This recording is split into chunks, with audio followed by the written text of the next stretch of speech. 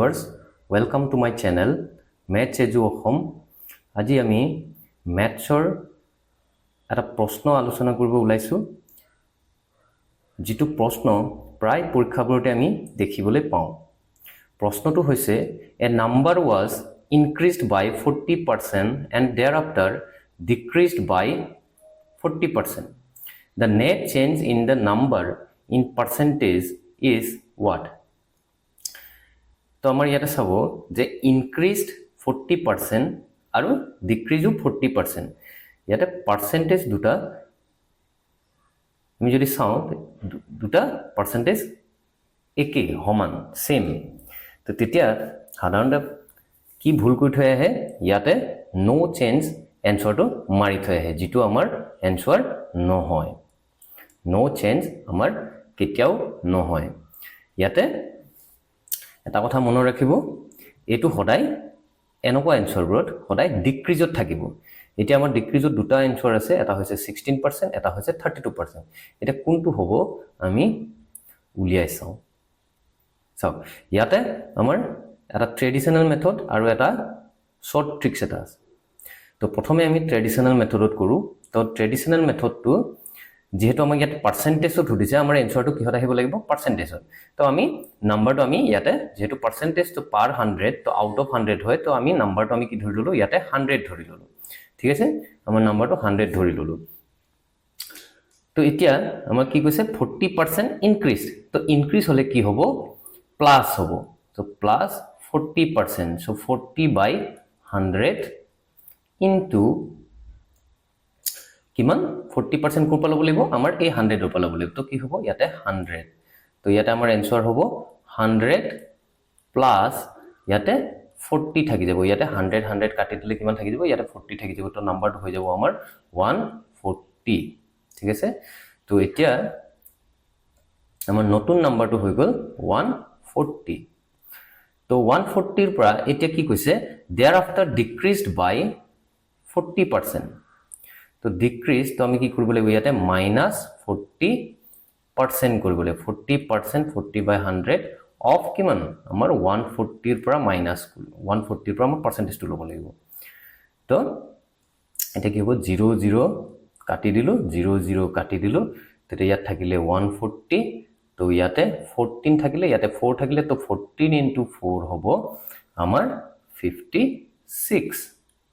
তো 140 ৰ পৰা যদি এতিয়া আমাৰ যদি 56 মাইনাস কৰি দিও তেতিয়া আমাৰ হ'ব 84 ঠিক আছে এতিয়া আমাৰ নিউ নাম্বাৰ ডিক্ৰিজ কৰাৰ পিছত হৈ গল 84 তো অৰিজিনাল নাম্বাৰটো আছিল আমাৰ 100 তো এতিয়া আমাৰ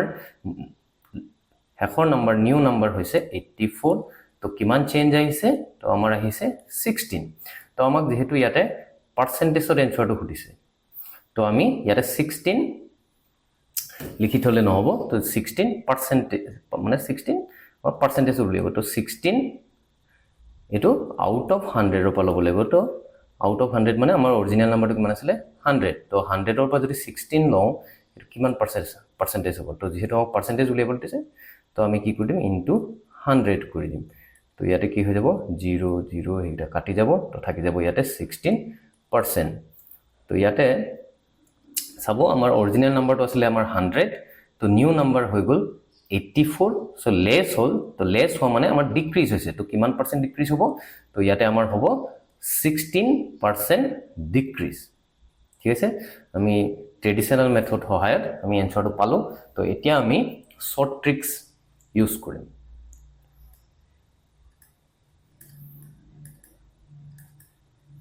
শৰ্ট ট্ৰিক্স ইউজ কৰিম তো শৰ্ট ট্ৰিক্স ইউজ কৰি পেলাই আমি 1 সেকেন্ডে ইয়াৰ এনসাৰটো কৈ দিব পাৰিম চাও কি কৰিম তো আমাৰ ইয়াতো পাৰ্সেন্টেজ বোৰ একে দিয়া থাকিব তো আমি কি কৰিম পাৰ্সেন্টেজটো মাল্টিপ্লাই কৰিম 40 into 40 কৰি দিও তো কি কৰিম 4 4 are 16 দুটা 0 থাকি যাব তো ডিভাইড বাই 100 কৰি দিম তো 0 0 হৈ গল তো ইয়াতে থাকিলে 16 তো এনসাৰটো হৈ যাব 16% ডিক্ৰিজ তো যেটো এনসাৰ আহিব তাৰ আমি ডিক্ৰিজটো লগাই দিলে হ'ল কাৰণ মই প্ৰথমতে কৈছো যে এনেকুৱা এনসাৰবোৰ আমাৰ সদায় ডিক্ৰিজত থাকিব ঠিক আছে ধৰা বেলেগ এটা প্ৰশ্ন ল এতিয়া আমাৰ নেক্সট প্ৰশ্নটো হৈছে a number was increased by 12% and thereafter decreased by 12%. ইয়াতে কি কৈছে ইয়াতে 12% ইনক্ৰিজ হৈছে 12% ডিক্ৰিজ হৈছে তো আগৰ কোৱেশ্চনটোত আছিলে আমাৰ 40% ইনক্ৰিজ আৰু 40% ডিক্ৰিজ তো ইয়াতে আমি ট্ৰেডিশনাল মেথড ইউজ নকৰি আমি কি ইউজ কৰিম ইয়াতে শৰ্ট ট্ৰিক্স ইউজ কৰিম তো ইয়াতে এনসাৰটো হ'ব 12 into 12 is equal to 144 তো ইয়াক আমি কি কৰিম ডিভাইড বাই 100 কৰিম তো ইয়াতে দুটা জিৰো আছে তো ডেসিমেলটো আমাৰ ক'ত বহিব দুটা ডিজিট আগত বহিব ইয়াত তো 1.44% ডিক্ৰিজ হ'ব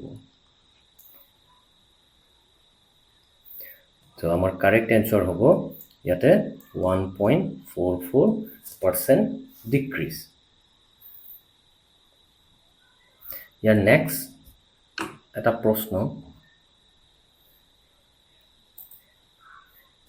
এই প্ৰশ্নটো আপোনালোকে নিজে চেষ্টা কৰিব আৰু যেটো আনসাৰ পায় হেতু কমেন্ট বক্সত জনাই দিব ধন্যবাদ